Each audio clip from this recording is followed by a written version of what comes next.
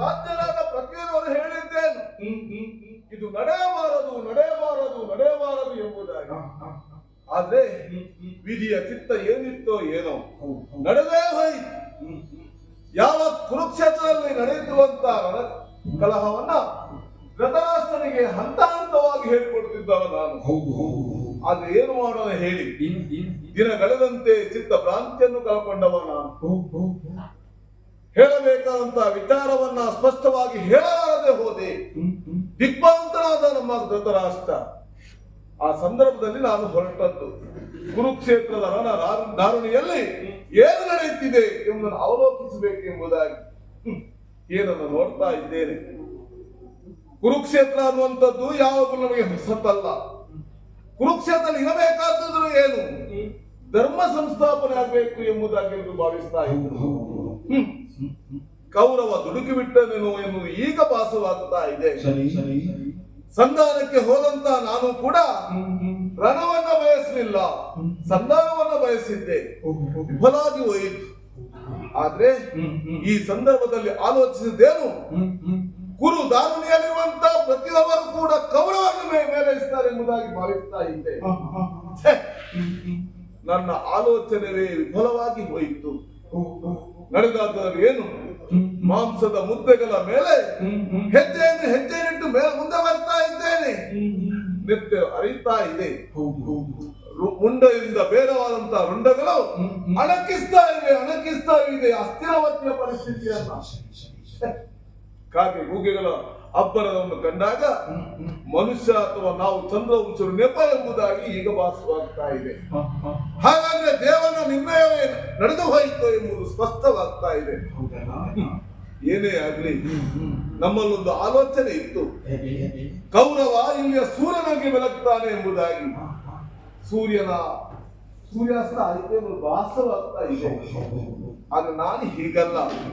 ಸಾವು ಅನ್ನುವಂಥದ್ದು ಯಾರಿಗೂ ಬರುವಂತದ್ದೇ, ಅದು ನಿಶ್ಚಿತವಾಗಿ ಬರುವಂತದ್ದು. ಹಾಗೆ ಕೌರವನಿಗೆ ಬರಬಾರ್ದು ಎಂಬುದಾಗಿ ನಾವು ಭಾವಿಸಿದವರು. ಎಲ್ಲಿದ್ದಾರೆ ನಮ್ಮ ಕೌರವ? ಎಲ್ಲಿದ್ದಾರೆ ನಮ್ಮ ಕೌರವ? ಕೌರವ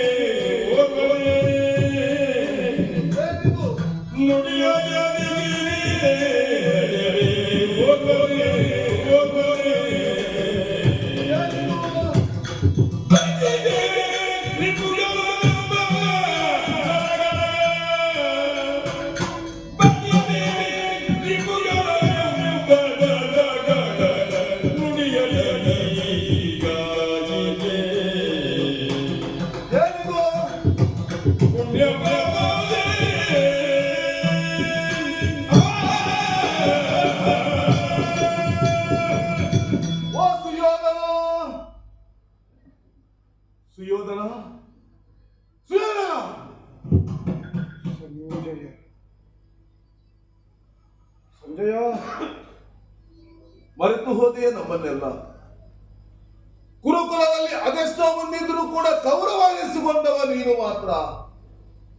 ನಾವ್ಯಾರು ಕೂಡ ನಿನ್ನನ್ನು ದುರ್ಯೋಧನ ಅಂತ ಕರೆಯಲಿಲ್ಲ. ಯಾಕೆ? ಕುರುಕುಲ ಆಸ್ತಿ ನೀನು ಬೆಳಗಬೇಕೆಂಬುದೇ ನಮ್ಮ ಆಸೆ ಇತ್ತು. ಪ್ರತಿಯೊಬ್ಬರು ಕೂಡ ನಿನ್ನ ಬಗ್ಗೆ ಆಲೋಚನೆಯನ್ನೇ ಮಾಡ್ತಾ ಇದ್ರು. ನಮಗೆ ದಾತನಾಗ್ತಾನೆ ಎಂಬುದಾಗಿ. ಏನು ಮಾಡೋಣ ಹೇಳು. ನಿನ್ನ ಈ ಅವಸ್ಥೆಯನ್ನು ಕಂಡಾಗ ಹಸ್ತಿನವತಿಯ ಪ್ರತಿಯೊಬ್ಬರು ಎನಿಸಿದ್ದು ಎಣಿಕೆ ಸುಳ್ಳಾಗಿ ಹೋಯ್ತಲ್ವಾ. ಆ ಹಸ್ತಿನವತಿಯ ಭಾಗ್ಯದಾತ ನೀನು ಭಾಗ್ಯಹೀನನಾಗಿ ನಮ್ಮನ್ನೆಲ್ಲ ಬಿಟ್ಟು ಎಲ್ಲಿಗೆ ನಡೆಯುತ್ತಾ ಇದ್ದಿ ಹೇಳು. ಯಾಕೆ ಹೀಗೆ? ನಮ್ಮಲ್ಲಿ ಕೋಪವೇ ಕೌರವ. ನೀನು ಮುಖವನ್ನು ಕೂಡ ಕಾಣ್ತಾ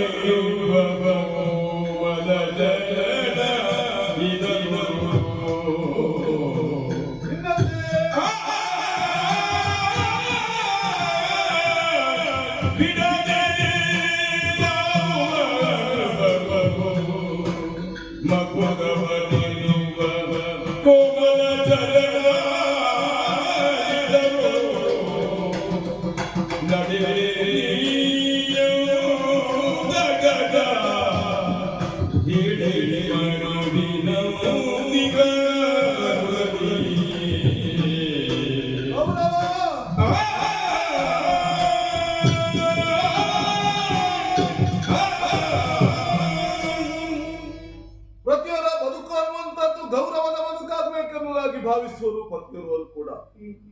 ಹುಟ್ಟಿದಂತ ಪ್ರತಿಯೊಬ್ಬನು ಕೂಡ ತನ್ನ ಜೀವಿತಾವಧಿಯಲ್ಲಿ ಯಾವ ಕ್ಷಣವನ್ನು ಕೂಡ ಗೌರವಕ್ಕಾಗಿ ಮೀಸಲಿಡಬೇಕೆಂಬುದಾಗಿ ಭಾವಿಸುವವರು. ಆ ಗೌರವಕ್ಕಿಂತ ಹೊರತಾಗಿ ನೀನೆಲ್ಲ ನೀನಿಟ್ಟಂತ ಹೆಜ್ಜೆ ಪ್ರತಿಯೊಂದು ಕೂಡ ಎಲ್ಲರಿಗೂ ಕೂಡ ಆದರ್ಶಮಯವಾಗಬೇಕೆಂಬುದಾಗಿ ನಾವು ಭಾವಿಸಿದ್ರೆ ಏನು ಮಾಡೋಣ ಹೇಳು. ಅದು ಆದರ್ಶವೋ ಅಥವಾ ನಿದರ್ಶನವಾಗಿ ಉಳಿಯುತ್ತೋ ಏನೋ.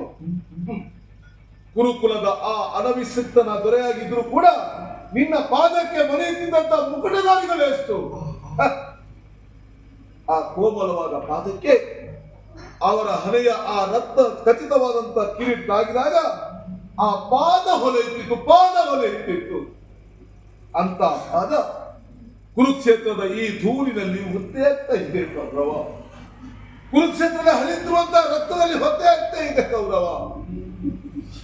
ಯೋಧನ ಯಾತಕೀ ಛಲ ಏನನ್ನು ಸಾಧಿಸಲಿಕ್ಕಿದೆ ಹೇಳು. ಇಂದು ನಿನ್ನಯ ಮಂದಪತಿಯೋಳು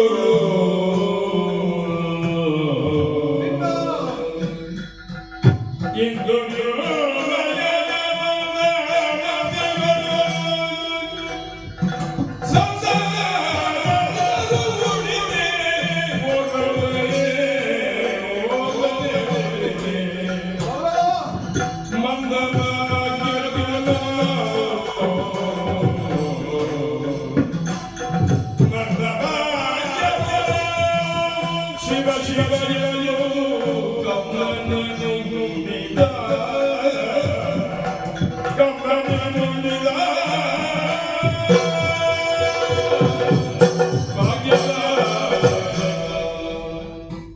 ಗುರುಕುಲದಲ್ಲಿ ಎಲ್ಲರೂ ಕೂಡ ಆಲೋಚನೆ ಮಾಡುತ್ತಿದ್ದುದು ಒಂದೇ.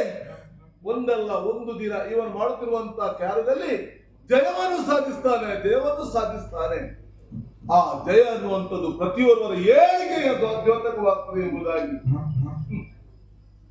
ನಿನ್ನ ಏಳಿಗೆಯನ್ನು ಬಯಸಿದ ಪ್ರತಿಯೊಬ್ಬರು ಕೂಡ ಸಭೆಯಲ್ಲಿ ಹೇಳುತ್ತಿದ್ದದ್ದು ಏನು?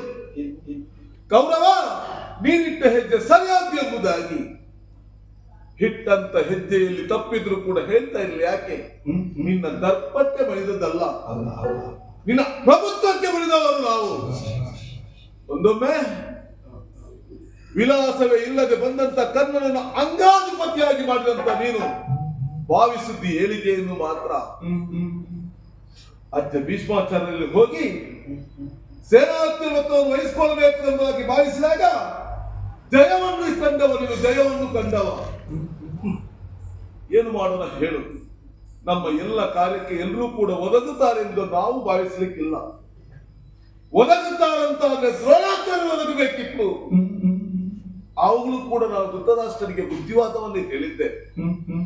ಮಗವನ ಛಲವನ್ನು ಬಿಡ್ಲಿಕ್ಕೆ ಹೇಳು, ಮಗ ಮತ್ತೆ ಹಿಂದೆ ಬರಲಿ ಎಂಬುದಾಗಿ. ಅದೂ ನಡೆಯಲಿಲ್ಲ.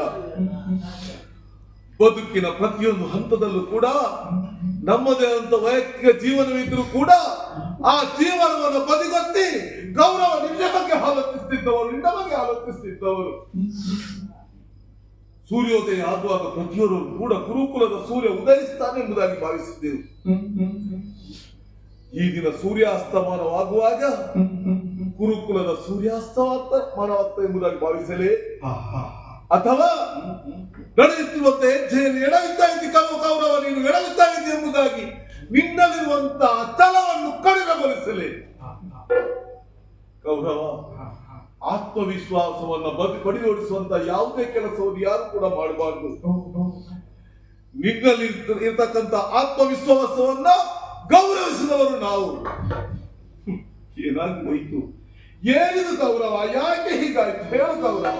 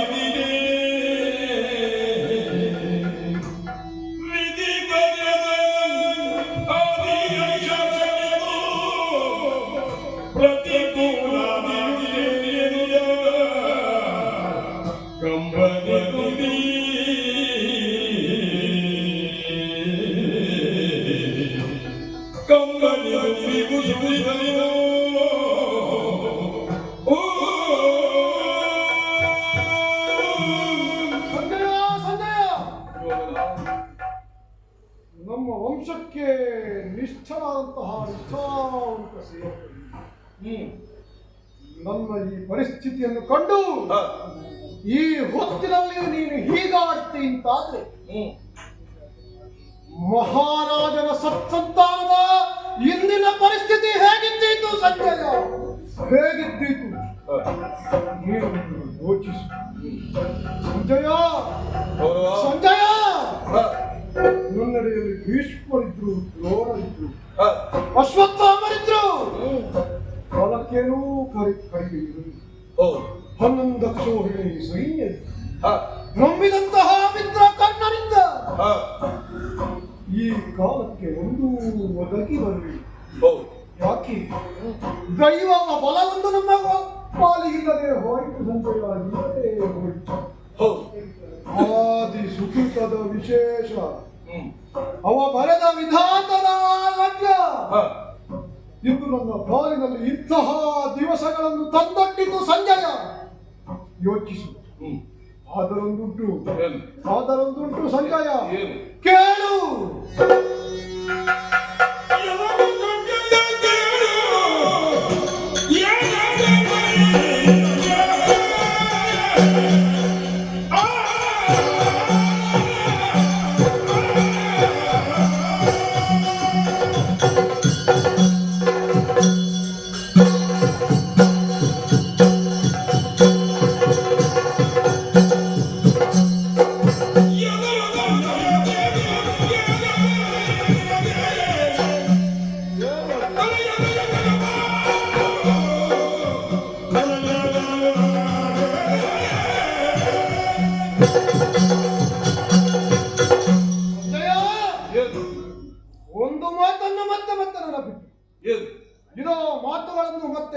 ಇಟ್ಟು ಕೇಳು. ಹ, ಇಂದಿನ ರಾತ್ರಿಯನ್ನು ಕಳೆದು ನಾಳೆ ಬೆಳಗಾಗುವುದರ ಹೊತ್ತರಲ್ಲಿ ಹ, ಆ ಪಾಂಡುತನ ಹ.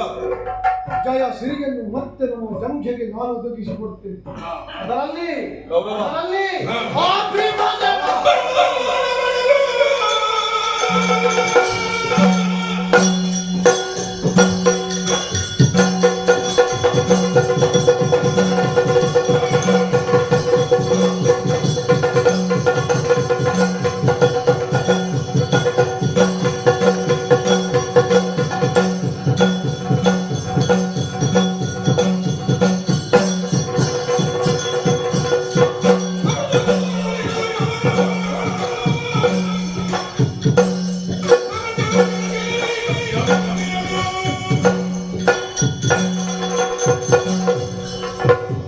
ಸಂಜಯ ನನ್ನ ಜನ್ಮ ವಿರೋಧಿಗಳು ಪಾಂಡವರು ಹ, ನಿಷ್ಪಾಂಡವ ಪೃಥ್ವಿ ಹ. ನನ್ನ ಉದ್ದೇಶವೇ ಅದು. ಹಾಗಾಗಿ ಏನು? ಓರ್ವ ಪಾಂಡವ ಸುತನಳಿದರೆ ಸಾಕು, ಹ್ಮ್. ಓರ್ವ ಕೌರವ ಉಳಿದರೆ ಸಾಕು ಹ, ಈ ಪೃಥ್ವಿ ನಮಗೆ. ಹ, ಹಾಗಾಗಿ ಹ್ಮ್. ನಾನು ಈ ನಿರ್ಣಯಕ್ಕೆ ಬಂದು ಯುದ್ಧವನ್ನು ಆಹ್ವಾನಿಸಿದವ. ಹ, ಇಂದಿನ ದಿನ ಮುಗಿದ್ರೆ ಹ್ಮ್. ಆ ಮರುತ ಜನಾಂಗದಲ್ಲಿ ನನ್ನ 99 ಮಂದಿ ಸಹೋದರರು ಹ್ಮ್. ಅವರನ್ನು ಹೊರತೆಗೆಯುತ್ತೇನೆ. ಮಿತ್ರನಾದಂತಹ ಕರ್ಣ ಹ್ಮ್. ಅವನನ್ನು ಇಲ್ಲವಾಗಿಸಿದ ನನ್ನ ಜನ್ಮ ವಿರೋಧಿ ಪಾರ್ಥ ಅವನ ತಲೆಯನ್ನು ಬೈದು ನಕುಲ ಸಹದೇವರ ಶಿರಚ್ಛೇದ ಮಾಡ್ತೇನೆ. ಹ. ಇದು ಸತ್ಯ. ಇವತ್ತಲ್ಲ, ನಾಳೆ. ಈಗ ಅಲ್ಲಿವರೆಗೆ ಇರ್ಬೇಕು. ಹಾ, ಇದು ಅಲ್ಲಿಗೆ ಬಂತೇನೋ. ಹಾ, ಇದೇ ಸಮೀಪ. ಇದೇ ಸಹೋದರ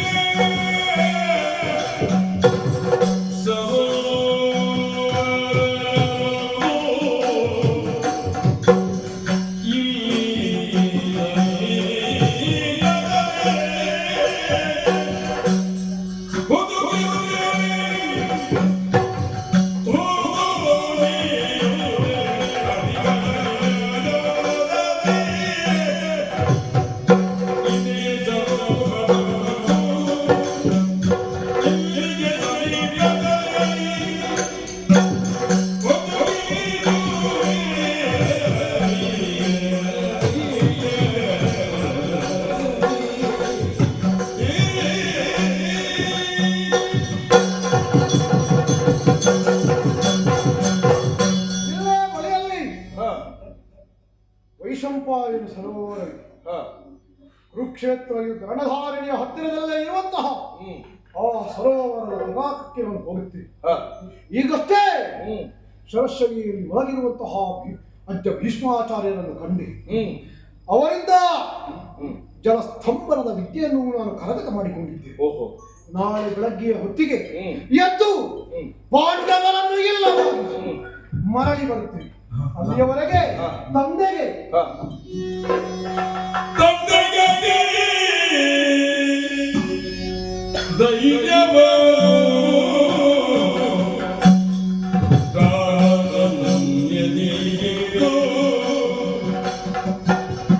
ಇನ್ನು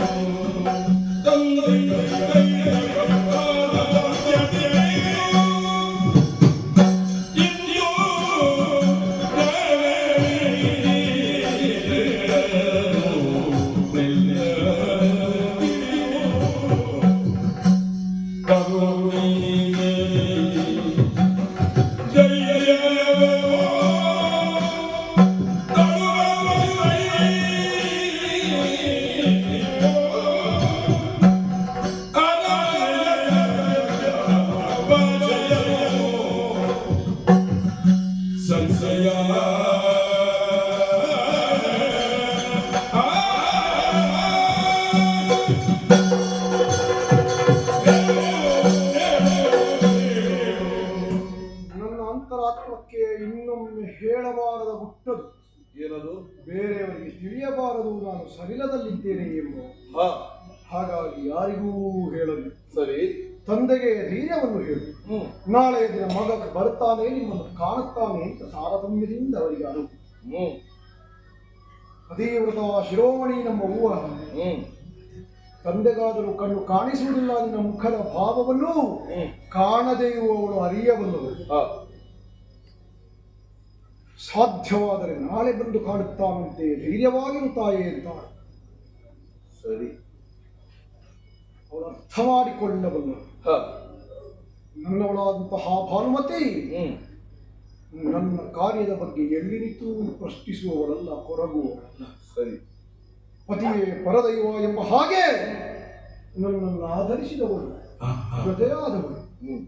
ಅವಳಿಗೆ ಧೈರ್ಯದ ಮಾತುಗಳನ್ನ ನಾಳೆ ಬರುತ್ತಾನೆ ಅಂತ ಹೇಳಿ. ಸುಯೋಧನ, ಪ್ರತಿಯೊಂದು ಹೆಜ್ಜೆಯಲ್ಲಿ ದೇವರನ್ನ ಗುರುತಿಸಬೇಕಂದ್ರೆ ಹಂಬಲಿಸುವ ನೀನು. ನಿನ್ನ ಹಂಬಲಿಕೆಗೆ ವ್ಯತಿರಿಕ್ತನಾಗಿ ಮಾತಾಡ್ತೇನೆ ಎಂಬುದಾಗಿ ಭಾವಿಸಬೇಡ. ಹೇಳು. ನಿನ್ನ ಅಪ್ಪನ ಅಂತ ಧೃತರಾಷ್ಟ್ರನಿಗೆ ಬೇಕಾದಂತ ಸರಿಯಾದ ಮಾತುಗಳನ್ನೇ ಹೇಳ್ತೇನೆ. ಹಾಗಂತೇಳಿ ಅರಗಿಸಿಕೊಳ್ಳುವುದು ಯಾರು? ಆ ಮಾತಾಪಿತೃಗಳು. ಅವರ ಅರಗಿಸಿಕೊಳ್ಳುವಿಕೆ ಎಷ್ಟಿದೆ ಎಂಬುದಾಗಿ ನನಗೆ ಗೊತ್ತಿಲ್ಲ. ಆದ್ರೆ ನಿಶ್ಚನಾಗಿ ಒಂದು ಮಾತನ್ನ ಹೇಳ್ತೇನೆ. ಹೇಳು. ಜಯದ ಲಲನೆಯನ್ನು ಕರೆದುಕೊಂಡು ಹಸ್ತಿನಾವತಿಗೆ ಬಾ, ಸ್ವಾಗತಕ್ಕಾಗಿ ನಾಯಿ ಕಾಯ್ತೇನೆ. ಅದೇ ಕ್ಷಣಕ್ಕಾಗಿ ನಾನು ಕಾಯ್ತಾ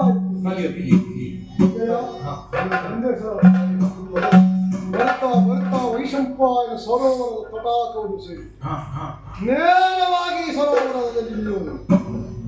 ಭೀಮನ ದೇಹಿನ ಚಾರು ಅರಸುತ್ತಾ ಬರ್ತಾರೆ. ನನ್ನ ಪಾದದ ಗುರುತನ್ನು ಕಂಡು ಹಿಡಿಯುವುದು. ಮತ್ತೆ ಹಿಂದೆ ಸಾಗುವುದು.